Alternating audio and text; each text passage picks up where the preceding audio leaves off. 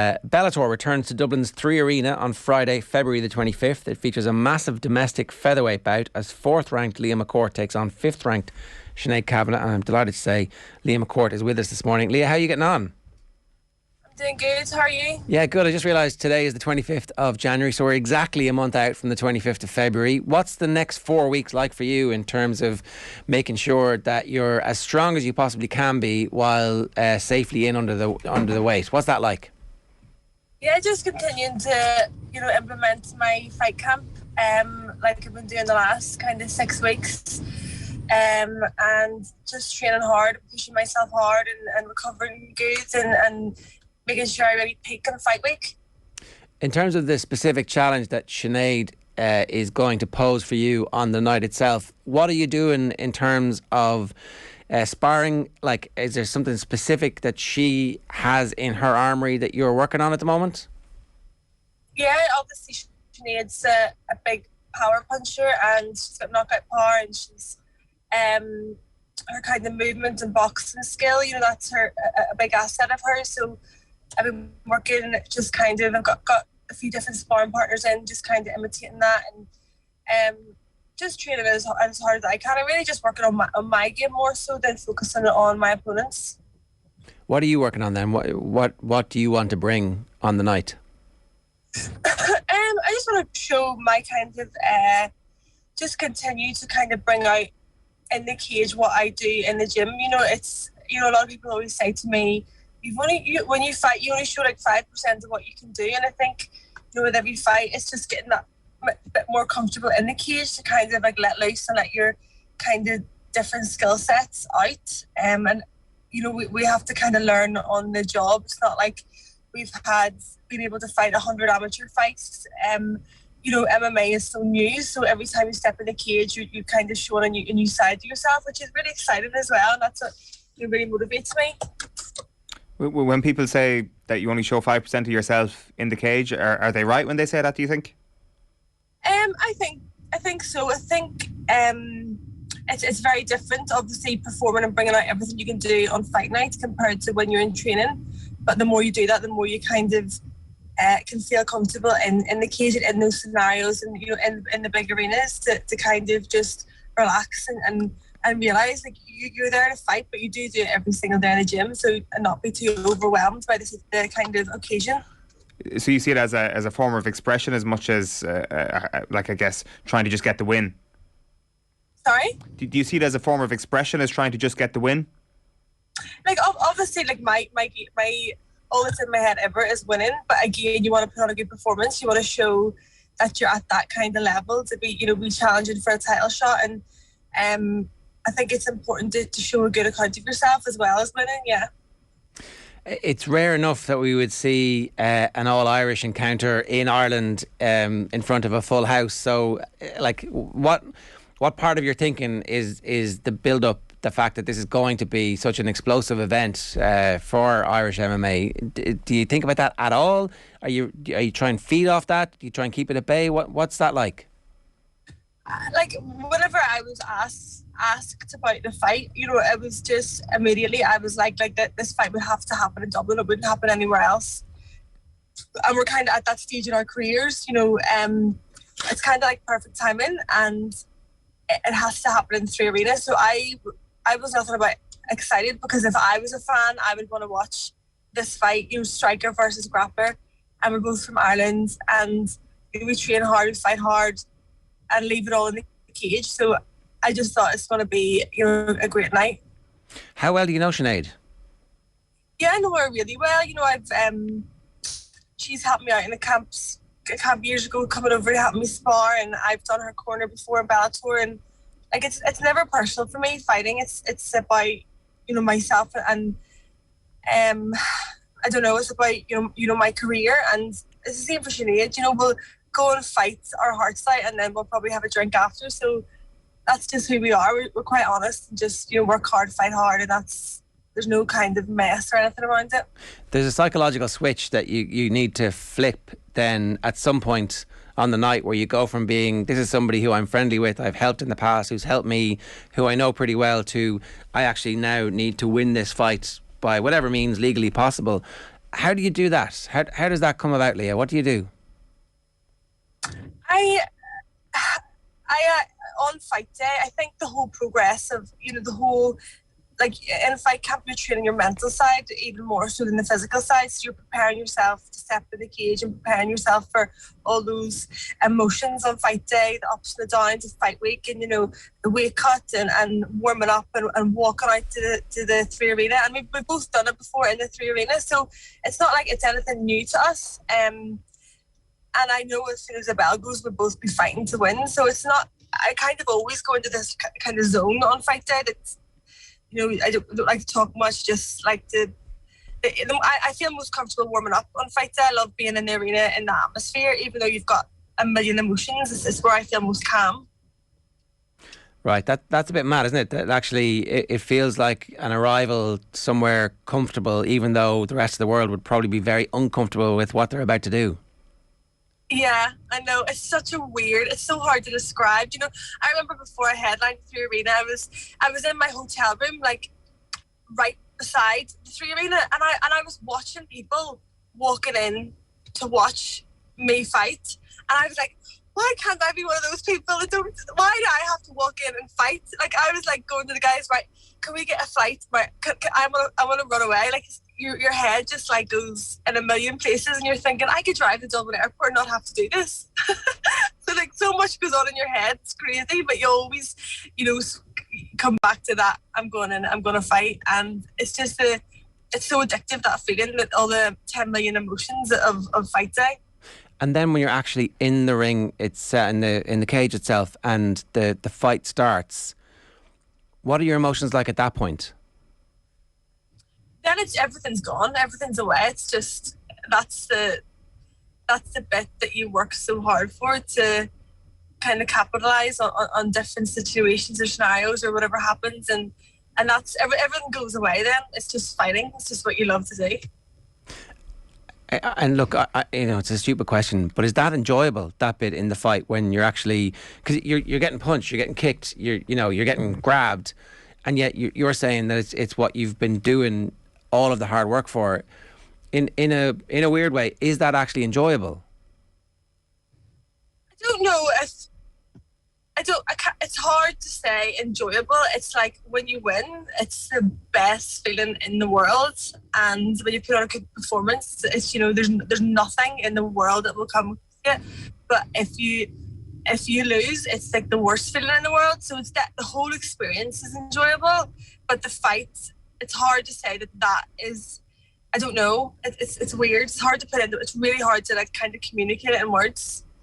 Yeah, I'm just trying to understand exactly what the actual moments in the battle are like, and it seems as if you've got a very clear mind. You're leaning back on all the hard work that you've done and all the experience that you've built up, but at the same time, you're hyper aware. Yeah, it is like you're hyper aware of the situation and the different scenarios, and you can kind of hear your corner shouting, and you kind of not really. So you really have to rely on your own instincts and your own technique, and what you've drilled in the gym and your sequences and that killer instinct. And I really find, like, in the heat of battle, I always have that kind of killer instinct in certain moments that comes out in the cage, which is obviously an attribute. It's a good thing. Did you have the killer instinct as a kid? Was it brought out over a period of time, or is it something that you've honed over the last couple of years in particular? I don't know. I do remember when I did judo as a child. Me and my sisters, we didn't want to do judo. We didn't want to compete. We did it like internationally, and I wanted the fight to be over fast. So I always would have won really fast because I wanted it to be over. So I think that kind of kicks in MMA a wee bit. I wanted to be in and out fast and clinical and have a nice performance. But if not, make it a gritty fight. And so judo was your way into this originally, was it? So I did judo as a child. My dad made me do it, and then when I had my daughter Isabella, I started training in an MMA gym, and the guys had seen I had a judo background, and then I was like training more than the pro fighters, and I was working, and I had Isabella, and they kind of encouraged me to have a fight. Yeah. And was it an easy enough encouragement? Were they like, oh, you should do this? And you're like, yeah, I'm definitely going to do this. Or was it like, no, I couldn't. Could I? No, I don't. It's so weird. My whole journey, I just kind of like always like jumped before I could fly or whatever the term is. I just kind of threw myself into it and probably wasn't ready for it, but you obviously have to take big chances and in life and big risks, and I always take the risk and never sit back and be comfortable. So I'm definitely glad I did. But looking back, I'm like, why would I have ever got in the cage and fought back then? And at what point did the penny drop that this was going to be your life for the next 5, 7, 10 years, that you could actually make a living from this? It never really, that scenario never really happened. I kind of just kept trying to fight as much as possible, and then I turned professional and had a couple of good opportunities and signed to Bellator, and kind of through the when I kept winning, I was like, okay, right. It kind of just happened. I didn't make some big decision that I was going to do this. It's just, I feel like it was real, like God. It was really God given. He kind of directed my path in different ways, opened different doors, and this was kind of the way he led me to. Because I used to be a horse rider. I wanted to be a show jumper, not a fighter. Kind of different. Yeah, a wee bit. And come here, the career with Bellator, is that mapped out for you? Are you tied to them for a number of fights, or is it big fight by big fight when you get to your level? How does that work? I'm just in a contract, and I obviously have had a couple of different contracts since I've signed with Bellator. I've 3 fights left in this current contract, and yeah, they look after me so well, and I'm so happy, and they've given me so many unbelievable opportunities that I don't know if I would have got, well, definitely wouldn't have got anywhere else, and I feel really blessed to have made the decision to go with them when I did. So this fight is obviously massive because you guys are so close to each other in the rankings, but what would victory mean? What doors would it open for you in terms of opportunities next? Obviously I'm edging closer towards a title shot. That's my ultimate goal, is to be world champion. I was a world champion as an amateur. It's always been the same goal as a professional, and I think it'd be a big statement if I was able to come away with the win, because of Sinead's calibre and how experienced she is. She's just coming off a title shot as well, so it is a big opportunity. And in that respect, how well do you feel like you match up with Sinead at the moment? We are pretty. Our games are so different, but we both like to finish. We both like to, fight. Like we'll leave everything in there. And I don't want to talk too much, but I just, I'm excited. Yeah, going back to a couple of things you said there earlier on, you must be pretty happy at this point that you didn't decide to go to Dublin Airport that night of the 3 Arena in 2020. Yeah. Things worked out pretty well. Yeah, thank goodness it didn't. I was like, someone Google flights, how can I run out of here? That was the best night of my life, definitely. Having that kind of opportunity and having Isabella, my daughter, there that night, it kind of was more so about like in my life, like that was like such a big, thank goodness I never gave up. I didn't stop fighting, I didn't stop training, and it kind of like a pivotal moment in my life, just to believe in myself and that you just have to keep going, keep fighting.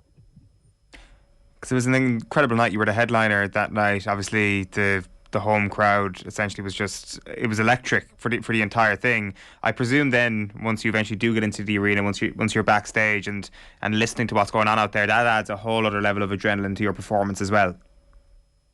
Yeah, definitely, especially I remember James Gallagher, he was messaging me being like, just Leah, remember you're going to be on a good bit later, and the walkout's going to be a lot longer, and the time and he was saying like when you're headlining, things are a bit different rather than just going out and fighting, and all those different bits definitely helped. And because there's so much going on around you on fight night, there's so much things that could distract you. You have to be so laser focused, and I have that.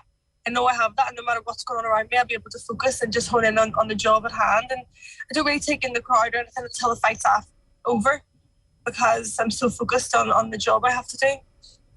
You have fought a couple of times during the pandemic, but how much does what is it, the 25th of February feel like the sort of first fight since 2020, if that makes any sense? Yeah, I think it's because it's back in Dublin. You know, it's I love fight week in Dublin. I love the atmosphere. I love you know, being in the Three Arena and then having all the Irish guys on the card as well. It just feels like coming back home again. You know, obviously I fought in America, then I fought in London. And it's just so nice to be back fighting in Dublin. It's my favourite place in the world. Everybody always asks, like, do you want to fight here or there? And I'm like, no. And I never take for granted the opportunity that I have when I get to fight in Dublin on Bellator, because I know looking back, I'm very, very fortunate to be able to have this experience, you know, in Dublin. And can I just ask, how far did the show jumping thing go, Leah? Sorry? How far did the show jumping career go? Or well, I actually did everything. I did cross country dressage. I would have like rode people's show ponies for them.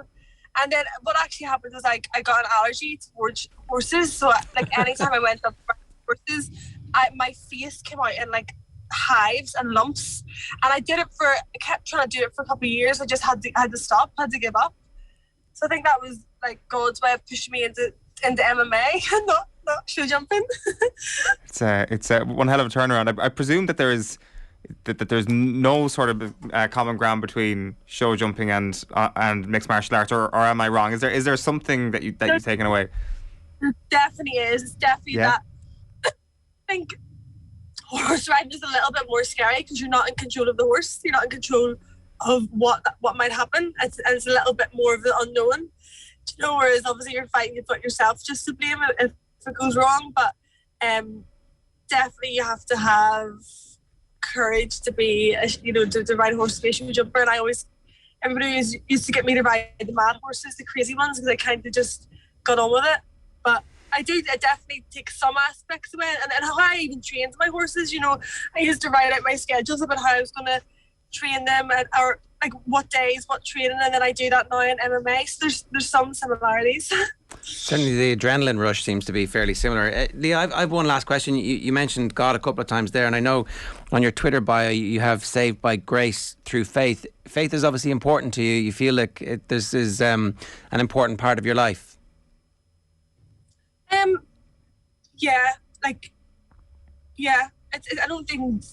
I never say I'm a religious or it's faith. It's like, I believe in God, I believe in the Bible, and that's what gets me through, my fight camps, all the hard things that kind of is thrown at you. I always say that fighting brings out the best in me, or drives me to be the best physically, mentally, spiritually, and definitely even people have said on fight night when you're walking out there's a real presence in the room, and I always know that God is there, he's with me, and I always say I'll do whatever I can do to win, but if it's in his will I'll win, and if not, it's not his will, so something better will come along. I know a lot of fighters are particularly religious. Katie Taylor obviously is someone who has publicly spoken about her Christianity in the past. Is there something about the fight game you think that lends itself to people expressing their faith in public like this? I think Tyson Fury similarly is somebody who wears his faith openly as well. I definitely think we have a lot of experiences and go through a lot of things that a normal person wouldn't go through, and it's very hard to do that on your own. It's very hard to have that kind of strength and mentally and physically without really just being honest and being like, why we're here is there's a purpose for everybody being here. There's a purpose for us having these opportunities, having these platforms, and I think it becomes more apparent when you're put into these scenarios that are kind of not normal, and that it kind of brings you closer definitely to God and your own personal relationship, and if you don't honour him, you don't give him back the glory, then what's the point? Do you know what I mean? I just definitely feel like, you definitely do see it in fighting, and I do think it's something to do with it. It's just such an unnatural thing that we're doing, and kind of journey and path that we're on. Was this always part of your life, or is this something that kind of goes hand in hand with your discovery of MMA as something that you wanted to do professionally? No, my family have always went to church. We've always been believers, and always it's just definitely strengthened and got stronger. My relationships got stronger through my career and a lot of things that have happened in my life. Right, it's just again, it's something that we don't get to talk about a lot with people, but it fascinates me that so many fighters talk about their faith, particularly in the build up to fights, and it's obviously something that you lean on in the build up and that you feel you need. Yeah, definitely, and definitely everybody knows Fight Week that I have my hill songs and my worship music on, and they get like PTSD in my weight cuts because I've always got like my music on, and people who aren't Christians or my team and all it's like a running joke, but it's definitely it's definitely the reason why I'm doing what I'm doing is kind of his path and his plan that he has me on. Well, Leah, we wish you the very best with the next 4 weeks in preparation and with the weight cuts, and best of luck on fight night as well. Thanks a million for making the time for us this morning. Thank you. Bye. It's Leah McCourt there. Obviously, it's been pinned as the biggest all-Irish MMA fight of all time. Certainly that's what the promotion is telling you. It's up against Sinead Kavanagh on Friday, February the 25th, so 30 days away. It's a tricky old game, the fight game, isn't it? Absolutely. And fighting tooth and nail to get up to that level. And even then to try and maintain that level over what has been a desperately tough 2 years, where their biggest earnings are coming from the biggest sellout events, which just have not existed for 24 months. So it's been extremely tough, a tough sport made tougher.